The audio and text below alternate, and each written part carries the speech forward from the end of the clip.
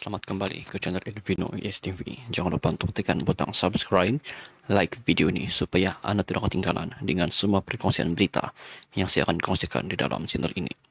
Untuk perkongsian berita seterusnya dipetik daripada mykmu.net.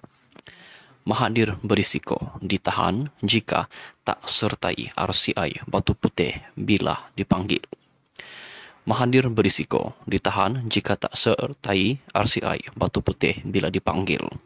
Seorang peguam berkata, Dr. Mahathir Mohamad berisiko diberi waran tangkap sekiranya beliau tidak endah apabila dipanggil untuk menghadap Suruhanjaya Siasatan Diraja RCI bagi meneliti isu berkaitan Batu Putih, Batuan Tengah dan Tubir Selatan. SN Nair berkata, Seksyen 8 Akta Suruhanjaya Siasatan menetapkan Pesuruhjaya mempunyai kuasa untuk memanggil sesiapapun bagi memberi keterangan atau menyerahkan dokumen dalam milikan mereka. Mereka boleh mengeluarkan waran tangkap untuk memaksa kehadiran mana-mana individu, katanya kepada FMT. Peguam itu yang pernah mewakili saksi dalam 2 RCI sebelum ini percaya bekas Perdana Menteri itu akan menjadi saksi penting dalam sebarang siasatan berkenaan isu itu.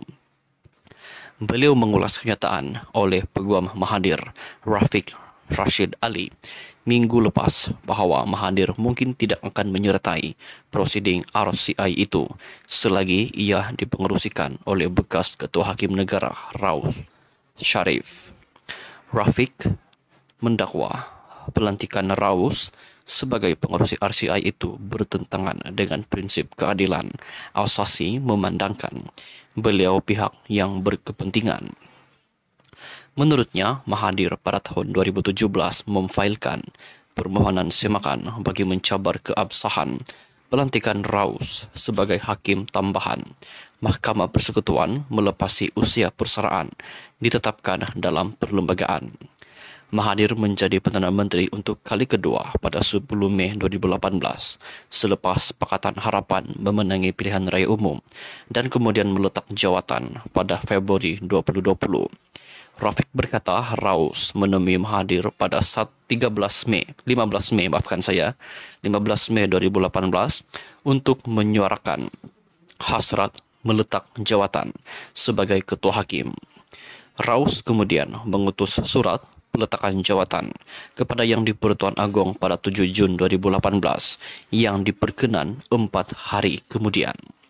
Rafiq berkata, umum mengetahui RCI dibentuk bagi menyiasat keputusan pentadbiran Mahathir pada 31 Mei 2018 untuk menarik balik 2 permohonan memohon Mahkamah Keadilan Antarabangsa ICJ menyimak keputusannya pada 10 tahun lalu. Sementara itu, Peguam Srimurugan berkata beliau percaya Mahathir akan dipanggil memberi keterangan walaupun kerajaan belum mendedahkan terma rujukan khusus RCI berkenaan.